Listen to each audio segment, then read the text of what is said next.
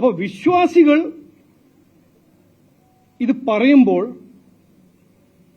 ഞങ്ങൾ ഇതെല്ലാം അപമാനം കണ്ട് എത്രയോ ആയിരക്കണക്കിന് വിശ്വാസികളെ കേസും ജയിലിൽ ഇട്ട് പോലീസ് വയലൻസ് സഹിച്ച വിശ്വാസികളെ കുറിച്ച് നമ്മൾ മറന്നിട്ടുണ്ടോ? ഞങ്ങൾ മറന്നിട്ടില്ല. മുഖ്യമന്ത്രി മറന്നിട്ടുണ്ടോ എന്നറിയില്ല. അത് മറക്കാൻ സമ്മതിക്കില്ല. അപ്പോൾ മുഖ്യമന്ത്രി ഇതിനെക്കുറിച്ച് ജനങ്ങളെ വിഡ്ഢിയാക്കാൻ ഈ ശ്രമം നടത്തരുതെന്നാണ് ഞങ്ങളുടെ ഒരു അഭ്യർത്ഥന. രാഷ്ട്രീയമാണെങ്കിൽ പറയണം, ഞങ്ങൾ രാഷ്ട്രീയം ഹിന്ദു വോട്ട് ബാങ്ക് തേടാനാണ് ഞങ്ങൾ ഇറങ്ങിയിരിക്കുന്നത്. ഇത്ര കൊല്ലം കഴിഞ്ഞിട്ട് ഇപ്പോൾ ഞങ്ങൾക്ക് മറ്റേ വോട്ടൊന്നും കിട്ടുന്നില്ല. അപ്പോൾ അതിനു വേണ്ടി ഞങ്ങൾ ഈ പ്രോഗ്രാം നടത്തുന്നു. പറയട്ടെ. പിന്നെ മുഖ്യമന്ത്രി വേറെ കാര്യം പറഞ്ഞു, വിരട്ടരുതെന്ന്. ആ രാഷ്ട്രീയം ഞങ്ങളല്ല ചെയ്യരുത്. ഇത് CPMന്റെ രാഷ്ട്രീയമാണ്. ഈ ഭീഷണിപ്പെടുത്തുക, പേടിപ്പിക്കുക, ത്രെട്ടൻ ചെയ്യുക, വിരട്ടന്റെ രാഷ്ട്രീയം ഞങ്ങൾ അങ്ങനെ ചെയ്യുന്നില്ല. ഞങ്ങൾ കൃത്യമായി ഞങ്ങളുടെ കാഴ്ചപ്പാടും ഞങ്ങളുടെ ഒരു വ്യൂസ് ഞങ്ങൾ മുമ്പോട്ട് വയ്ക്കുന്നു. വേറെ ഒന്നും ഞങ്ങൾ പറഞ്ഞില്ലല്ലോ. സ്റ്റാലിൻ വരാൻ പാടില്ല എന്ന് ഞങ്ങളുടെ ഒരു അഭ്യർത്ഥന, ഞങ്ങളുടെ ഒരു ആഗ്രഹം.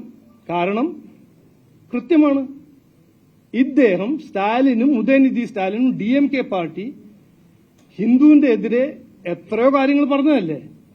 അപ്പൊ എന്തിനാണ് അവരെ ഭക്തന്മാരുടെ ഒരു അയ്യപ്പ സംഘത്തിന് വിളിക്കുന്നത് ചീഫ് ഗസ്റ്റ് ആയിട്ട്?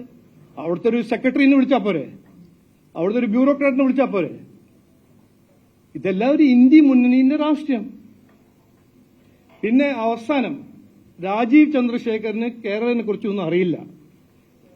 ഓക്കെ, സമ്മതിച്ചു. ഞാൻ പിണറായി വിജയൻ പോലെ ഒരു വിദ്വാനല്ല, സമ്മതിച്ചു. പക്ഷെ അങ്ങനത്തെ ഒരു വിദ്വാനാവാൻ എനിക്കൊരു ആഗ്രഹമില്ല. കാരണം പിണറായി വിജയൻ 5.5 ലക്ഷം കോടി കടം ജനങ്ങളെ തലയിൽ വെച്ച് സൃഷ്ടിച്ചൊരു മുഖ്യമന്ത്രിയല്ലേ. രാജ്യത്തിലെ ഏറ്റവും കൂടുതൽ തൊഴിലില്ലായ്മ സൃഷ്ടിച്ചൊരു മുഖ്യമന്ത്രിയല്ലേ. വിദ്വാനാണല്ലോ. വിലക്കയറ്റം ഏറ്റവും കൂടുതൽ രാജ്യത്തിൽ എവിടെയാ? നമ്മുടെ സംസ്ഥാനത്തിലല്ലേ.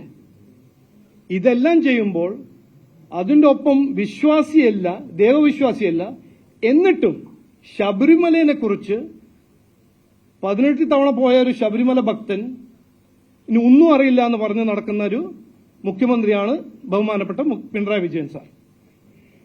അപ്പോൾ ഞാൻ ദാസ് ക്യാപിറ്റലിന്റെ വിദ്വാനാവാൻ എനിക്കൊരു ആഗ്രഹമില്ല, താല്പര്യമില്ല എന്ന് കൃത്യമായിട്ട് ഞാൻ നമ്മുടെ ബഹുമാനപ്പെട്ട മുഖ്യമന്ത്രിയോട് പറയുന്നു.